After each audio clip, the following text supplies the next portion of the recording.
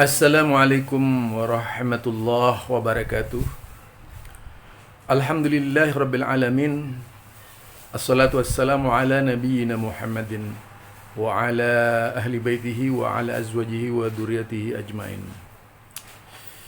Kembali bersama saya Zulkarnain El-Maduri. Ya, tidak asing lagi biasa dengan mengangkat isu-isu seputar Wahabi yang menjadi target kelompok-kelompok anti-Wahabi. Taruh saja kita adalah Wahabi, karena memang cara berpikir mereka, orientasi mereka, kemudian hujah-hujah mereka sudah dipatok dengan harga anti-Wahabi. Karena persoalannya memang sangat politis.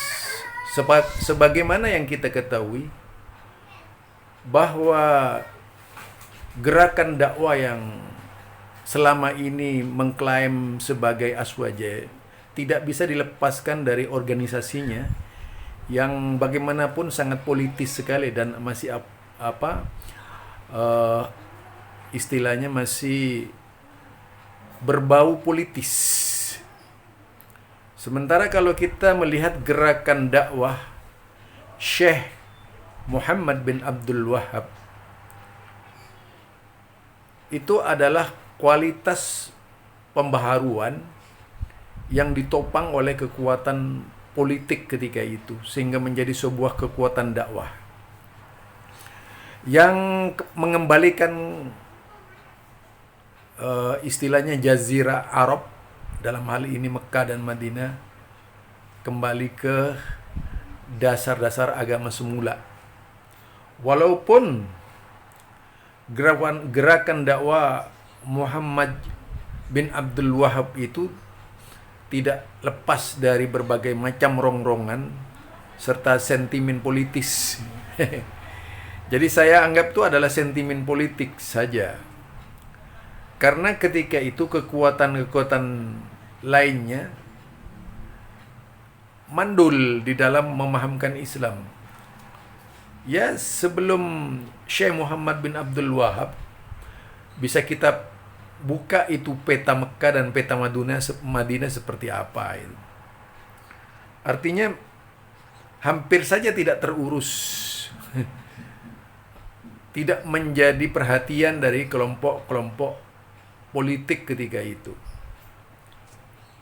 Artinya benar-benar amir-amir yang ada di sana lebih sibuk mengurus kekayaan ketika itu ya. Nah, ketika Syekh Muhammad bin Abdul Wahhab menjadi pendakwah dan pahlawan di negara itu, tentu saja bagi kelompok-kelompok yang semula membangkang, tidak rela begitu saja kekuasaan tersebut berada di bawah naungan pemahaman Syekh Muhammad bin Abdul Wahhab yang mereka nilai keras. Secara politik pula mereka melakukan berbagai macam tipu muslihat terhadap dunia Islam untuk yaitu membokong atau mengalahkan atau yaitu meniadakan kembali gerakan dakwah Syekh Muhammad bin Abdul Wahhab. Kekuatannya itu ya sangat luar biasa. Kekuatan utamanya adalah yang anti ini adalah Syiah. Pertama, yang kedua adalah kelompok Ahlul Bid'ah.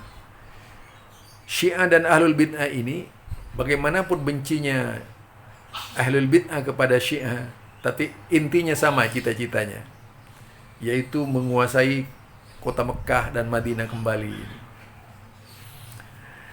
Ini kalau kita melihat dari sejarah Syekh Muhammad bin Abdul Wahhab.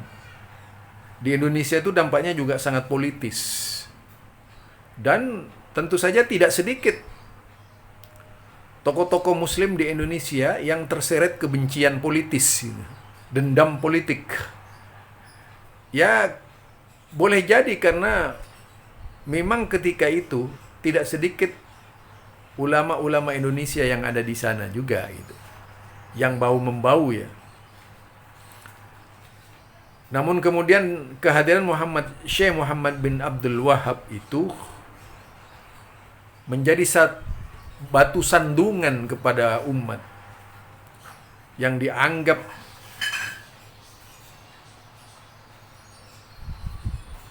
keluar dari pemahaman salaf gitu. Sehingga Syekh Muhammad bin Abdul Wahab ini tidak sedikit menghadapi tantangan dari luar, semuanya berafiliasi pada ketidaktenangan kelompoknya. Juga karena rasa takut pengaruh pemahaman yang disampaikan oleh Syekh Muhammad bin Abdul Wahab. Apalagi berbicara Indonesia, Islam Nusantara. Memang tidak bisa kemudian Islam Nusantara yang sudah mendaging dengan akar budaya yang mengikat menjadi tali temali, lalu menjadi bagian dari Islam itu sendiri dihilangkan. Karena mereka juga beranggapan bahwa kualitas Islam Nusantara ini mengamalkan Islam sebagaimana yang diajarkan oleh Rasulullah Sallallahu Alaihi Wasallam. Seperti itu pernyataannya mereka gitu. Tetapi kalau dari kacamata Quran dan As-Sunnah, jangankan kacamata Quran dan Sunnahnya ya,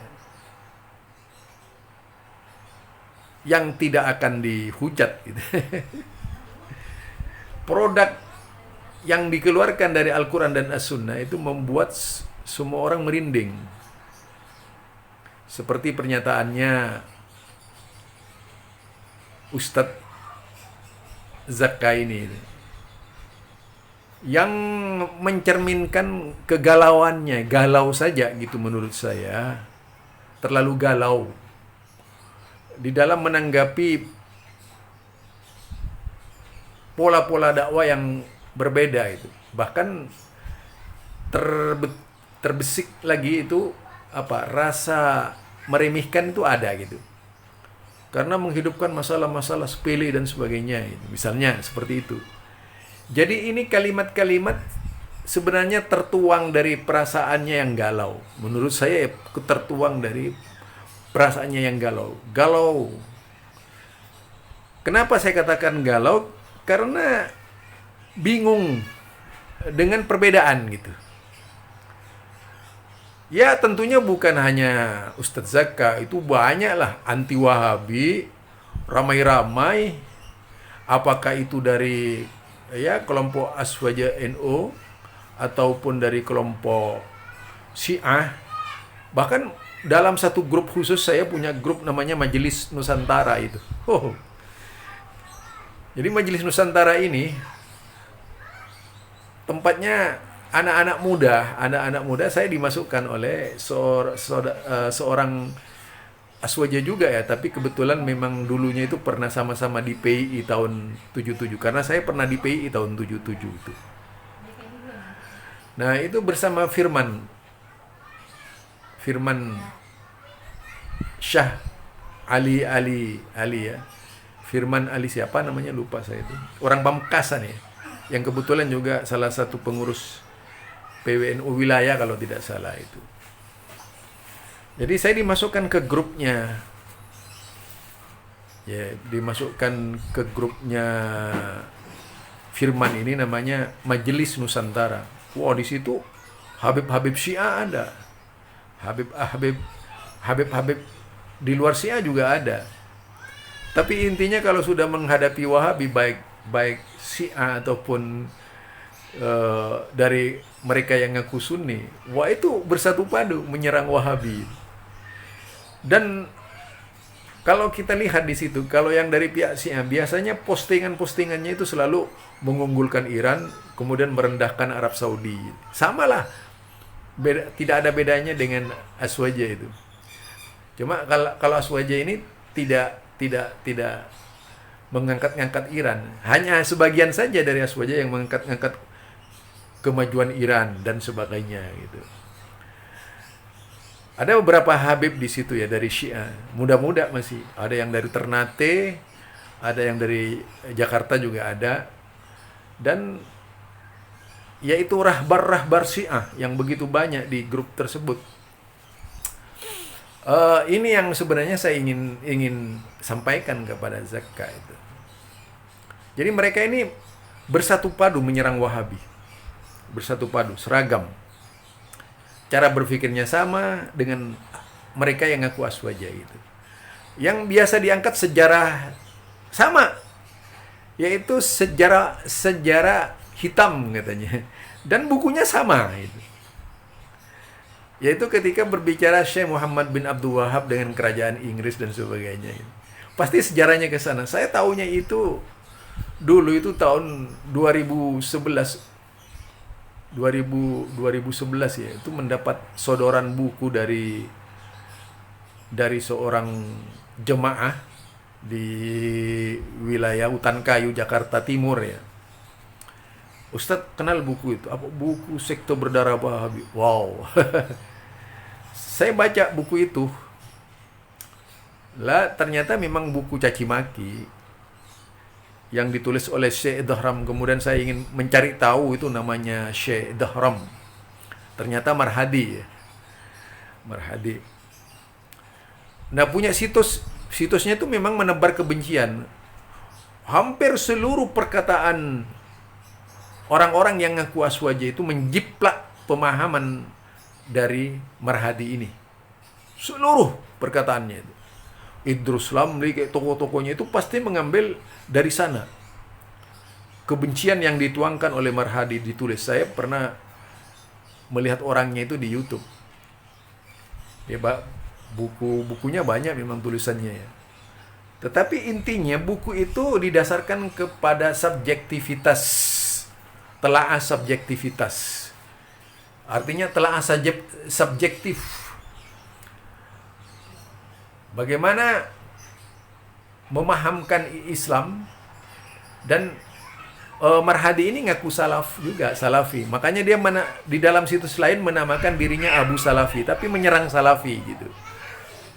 Jadi Abu Salafi, tapi menyerang salafi. Ada lagi namanya situs Salafi Tobat. Itu Marhadi juga gitu. Jadi ada beberapa, kemudian ada warisan generasi salaf, tapi ternyata begitu dibaca ahlul bid'ah. Ini pula yang sering mengkanter saya dengan berbagai macam cara, bahkan sampai berusaha bikin berita palsu tentang saya itu. Dulu juga banyak teman-teman saya itu tahun-tahun 2015 sudah berhadapan dengan tokoh-tokoh juga, diantaranya diskusi dengan Kiai Haji Tobari Syadili ya, tokoh NU dari Banten tadi itu. Sempat saya dikeluarkan dari Facebooknya ketika itu. Termasuk juga dengan Asfi Rayhan. Asfi Rayhan anak muda tadi itu, kakak adik kelasnya Dr. Rozi itu, saya pernah bertemu dengan dia, pernah diskusi dengan dia gitu. Dia pula yang menjadi sumber dari banyak orang ketika itu, sebelum dia tahu benar ya tentang saya. Bahkan pernah datang ke PP Muhammadiyah itu membawa satu bindelan mengenai saya. Tulisan-tulisan saya dulu tajam itu. Jadi bukan baru saya di dalam hal ini, pemain lama sudah. Ya, tentu saja kalau dikaitkan dengan apa yang ditanggapi oleh anak-anak muda Aswaja itu, jiplakan semua. Tidak ada yang datang dari pikirannya sendiri, itu sama semuanya, anti Wahabinya sama.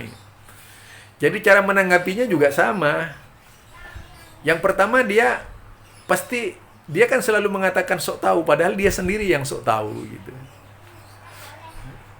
Apa? Karena merasa lebih banyak kitabnya. Padahal belum tahu siapa Ustadz Firanda, belum tahu. Cuma taunya baru itu di YouTube saja gitu. Ya, karena itulah salah satu cara yang ditempuh oleh mereka. Sehingga harus merasa lebih tahu dari orang yang disebut Wahabi tadi.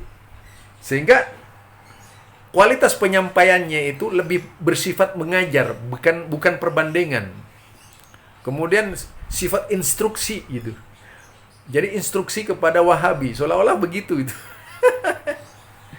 Kemudian apa? Ya itu tadi, merendahkan. Selain merendahkan juga kemudian membusungkan diri, merasa lebih hebat dari Wahabi. Itu hebatnya mereka. Jadi kalau dilihat kualitasnya sama, tidak berbeda itu. Kualitasnya sama. Dari sejak dulu saya mengenal sampai sekarang, dakwanya mereka itu sama. Jadi memang dari sisi kualitas tidak memadai lah, karena intinya masih terpasung oleh kebencian. Bukan konstruktif intelektual yang positif, tapi konstruksi intelektual yang negatif. Kalau negatif dari corona nggak apa-apa, bagus. Ini kalau positif dari corona ya salah. Tapi kalau positif di dalam pemahaman itu good. Oh, itu. Itulah permasalahannya antara pengikutnya Syekh Muhammad bin Abdul Wahhab yang sekarang dikatakan Wahabi, ya.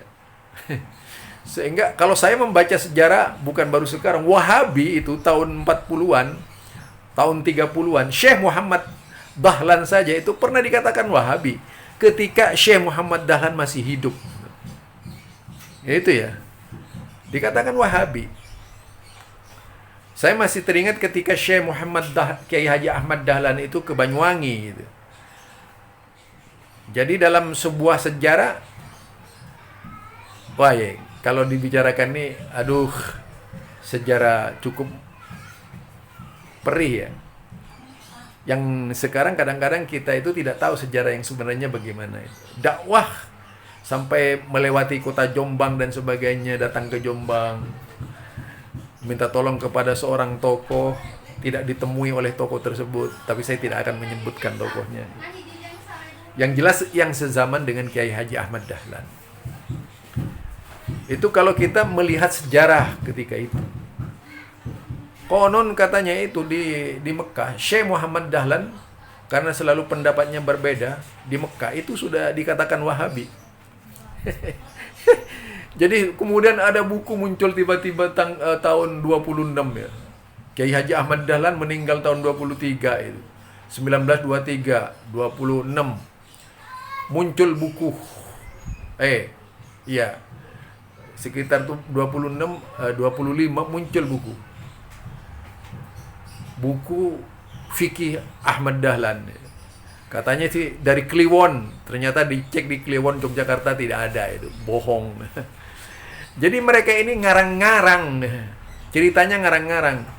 Bahkan ketika saya konfirmasi langsung kepada keluarga Kiai Haji Ahmad Dahlan itu, tidak ada jalan Kliwon itu yang disebut apa? Oh, kiai yang dimaksud saudara-saudara, bahwa mereka itu tidak punya keluarga di pasar Kliwon itu. Jadi ngarang-ngarang nih mereka nih. Artinya memang banyak orang yang ingin mendustakan sejarah itu. Saya tahu persis kalau sejarah Kiai Haji Ahmad Dahlan itu. Sampai ke waktu di Mekah saya tahu itu. Nah, itu pemahaman tentang kalau tadi dibilang sok ya, sok. Apa yang diharapkan oleh mereka ya? Kok tidak bisa bersikap ilmiah? Pasti dibumbui dengan kalimat-kalimat, "Oh, saya ini Pak seolah-olah sudah tahu banget gitu." Padahal kita tahu sumber-sumbernya itu juga dari orang-orang yang anti Wahabi di Timur Tengah itu. Mereka yang kontradiksi itu sumber pengetahuan mereka. Jadi kalau kita lihat mereka ini bersumber dari dari buku-buku kebencian itu, dari buku-buku yang memang antipati dengan siapa namanya, yaitu tadi Habib-habib di Mekah yang Habib-habib yang menulis dari Yaman, yang menulis tentang Wahabi. Dari sana sumbernya semua. Jadi memang ada upaya untuk di Indonesia ini, yaitu tadi dua pemahaman yang berbeda di Timur Tengah ini dibawa ke Indonesia.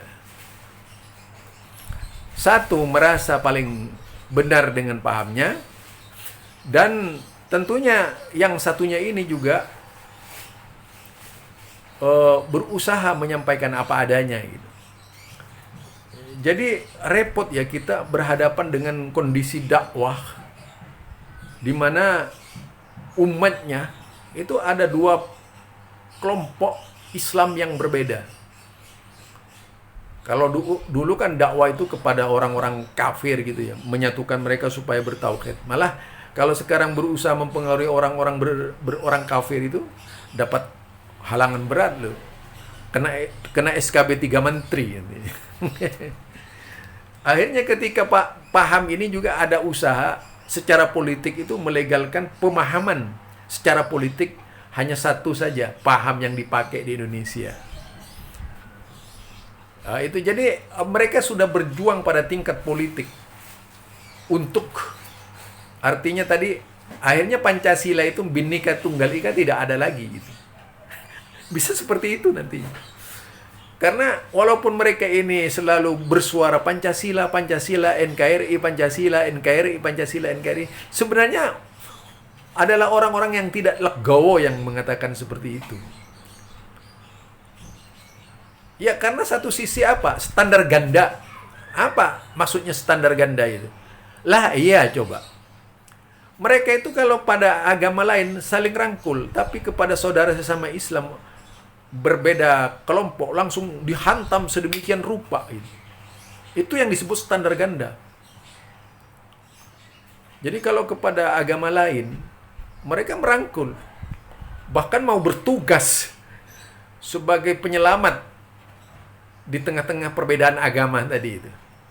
Tapi begitu berbicara paham, mereka tidak bisa terima gitu. Pengajian saja dihadang di mana-mana itu.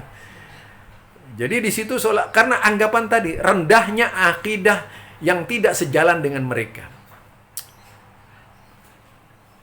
Jadi mereka palsu itu kadang-kadang berbicara pluralis kami kaum pluralis, ternyata kenyataannya tidak seperti itu gitu. Kenapa? Ada tolak dari telaah yang dilakukan oleh mereka, yaitu secara sepihak. Jadi telaah yang dilakukan oleh mereka ini bukan lagi pada konsep objektif tadi, tapi pada konsep subjektif. Ya bagaimana bisa kelihatan cantiknya kalau dari awal sudah dikatakan secara subjektif bahwa perempuan itu jelek gitu, walaupun cantik gitu.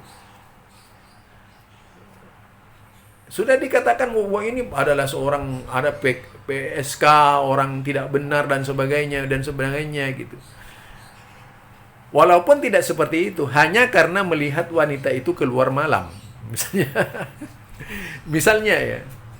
Nah, jadi cara berpikirnya teman-teman di Aswaja seperti itu. Lalu apa yang terjadi? Bukan menyerang bukan karena dia pandai, enggak, menurut saya bukan karena pandai. Karena dipaksakan berbicara salah dan merasa benar. Kenapa? Tidak membaca referensi lawan. Jadi tidak membaca referensi lawan. Ada begini. Kenapa tidak ngajak debat kami? Mau berdebat dengan, saya lihat saja cara berpikirnya Idrus Ramli itu. Salah satu berpikirnya ngaco begitu ya, cara berbicaranya itu. Bagaimana bisa berdebat ilmiah itu? Itulah sebabnya di Manhaj Salaf itu yang ditulis oleh Syekh Osman Khamis ya, dalam buku kalau tidak salah As-Sahwatul Islamiyah, kitab Sahwatul Islamiyah yang ditulis oleh beliau itu dalam bukunya, larangan berdebat dengan ahlul bid'ah. Karena memang ahlul bid'ah aktualisasinya itu, nalarnya itu akal. Tadi berbicara konsep, yaitu tadi takwil dan sebagainya, semua larinya ke sana gitu. Tidak menggali sejarah sebenarnya. Lebih pada konsep Mu'tazilah sebenarnya, bukan Ahlus Sunnah. Jadi, kalau menurut saya, pola yang dikembangkan oleh Aswaja sekarang ini, itu Mu'tazilah awalnya. Jadi, adalah pola yang dikembangkan oleh Abu Hasan al-Asy'ari di abad sebelum tobatnya beliau ke Ahlus Sunnah. Atau ketika Abu Hasan al-Asy'ari itu terperosok kepada kullabiyah. Jadi kullabiyah itu semuanya masih, karena apa? Saya punya bukti itu, perkataan Idrus Ramli. Ketika saya melihat, menurut Abu Hasan katanya, arti istiwa itu adalah kahara dan malak. Itu berkuasa itu, istiwa. Satu contoh ini. Begitu saya cek itu di dalam kitab Abu Hasan al-Asy'ari, tidak seperti itu. Bahkan dia mengatakan kama yaliku bijalalihi. Artinya di sini justru konsep yang ditawarkan oleh Idrus Ramli ini pada waktu itu sangat Jahmiyah sekali gitu. Bukan Asy'ariyah malah, bukan Mu'tazilah malah, Jahmiyah itu. Jadi disinilah kalau kita lihat pola yang dikembangkan oleh kelompok yang ngaku Aswaja ini tidaklah benar-benar merupakan pengejawantahan dari Aswaja yang sebenarnya. Namun itu kalau kita melihat, yaitu lebih pada konsep-konsep pemikiran yang terjadi jauh sebelumnya itu. Jauh sebelumnya. Bisa dicek itu di dalam berbagai macam kitab. Itu dari saya ya, sekedar tambahan pemikiran berkaitan dengan kondisi yang terjadi di dalam Islam sekarang ini. Mudah-mudahan Allah Subhanahu wa taala menjaga kita sekalian dari yaitu kemalasan untuk belajar. Tapi bagaimana kita mau belajar dengan benar. Mau belajar dengan benar. Tidak berhenti belajar. Tidak berhenti pada satu doktrin. Tidak berhenti pada satu pemikiran mazhab. Tapi berfikirlah universal. Yang benar-benar mewakili Islam. Bukan mewakili golongan. Subhanakallahumma wa bihamdika asyhadu an la ilaha illa anta astaghfiruka wa atubu ilaik. Assalamualaikum warahmatullahi wabarakatuh.